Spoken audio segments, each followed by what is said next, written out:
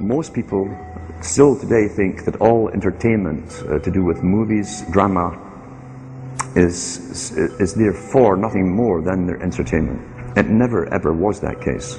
Of course, television can't perform such miracles as this, yet.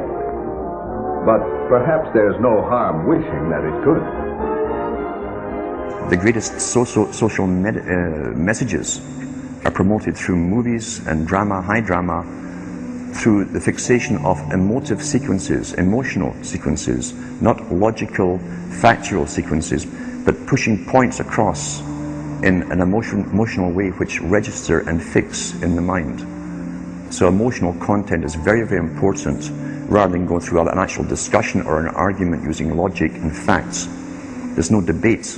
And when you're being downloaded through fiction, your guard is down, the censor part of your brain is not in action. It isn't saying, yes, I agree with this, I disagree with that, as you would in a debate or a lecture. You're actually in an alpha state, being completely downloaded with new ideas. About 100 years ago, this big organization with many branches, they wanted to rule the world basically using Britain as a nucleus of a system, an embryo, which also was going to be joined with the US under the Anglo-American establishment, wrote about the kind of culture and the changes of culture over a 100-year period that they would actually design, implement and bring in. And H.G. Wells talked about it too. He talked about arenas. He says arenas could be put up across the world for sports, for instance. Now at that time, sports was something that children, school children were into. Adults became adults and got onto adult things. So it was unimaginable at the time that people could actually believe that there was even a need for adult sports and entertainment, never mind having arenas built across the world. But he said we can do this, and foist basically a sports culture for the males. Using a tribal system, we're all tribal to an extent. That's why we even bother to vote for a tribal leader. This is well understood. That's why we're supplied with these leaders.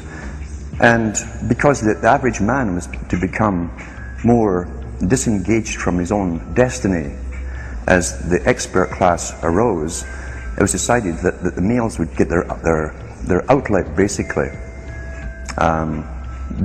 gradually becoming helpless as males through sports. Therefore they'd have a tribal team they could identify with, they could cheer them on as they were winning. In their own personal lives they were getting nowhere, they were getting disenfranchised in a sense as experts took over decision making for them in all kinds of fields. So this was psychology at use, planned before they even implemented the sports. That's why they pay athletes these fantastic salaries. I was listening to the radio the other day. They just contracted to pay one player on one team $6 million a year. Can you believe this?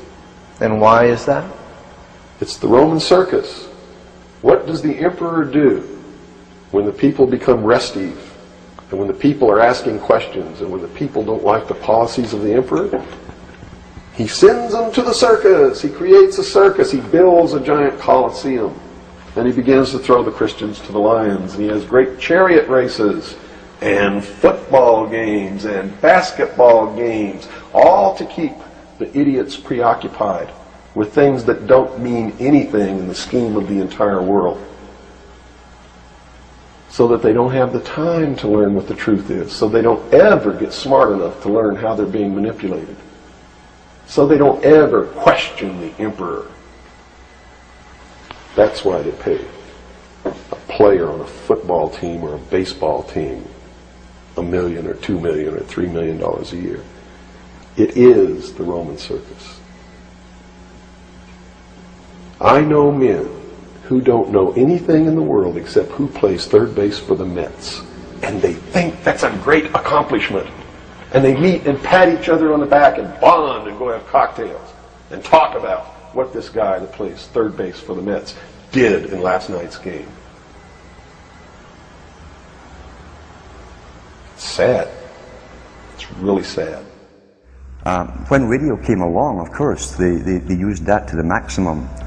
sports for the men, soaps basically for the women.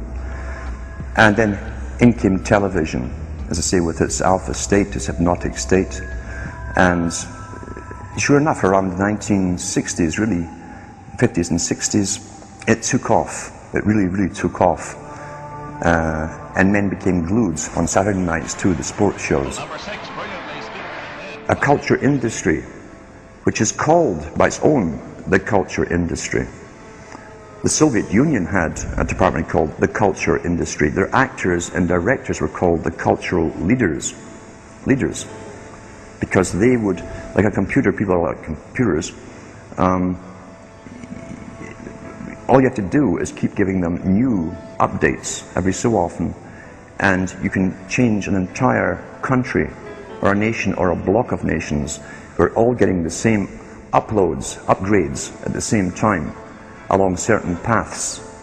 Today we call it political correctness. Most people want to belong to their peer group. They want to be the same as everyone else when it comes to opinions. In fact, they judge their own personal sanity by bouncing ideas off their neighbors and friends who will answer back and agree on these same topics in kind. It doesn't matter if the topics or what you're getting are facts or utter nonsense, as long as everyone agrees at the same time. You'll say, well, I'm sane, and your friends will all agree because they've had the same information given to them. If it's on TV and a famous face says something, then it must be true. He doesn't have to show you facts or anything else. You've been brought up with these faces. That's why they keep these guys on television into their 70s and 80s. You've grown up with this father figure who's on television every night at 6 o'clock, in your house, in your room, staring right at you. And he's a father figure. Would he tell you a lie? So you naturally never suspect him. And this same man will lead you through new topics. He'll introduce experts on the topics. They'll have a little summary at the end of every talk, and you are now left with the conclusion that's presented to you. You don't arrive at it, it's given to you, and it's good enough for you. We're programmed today perfectly, just like machines.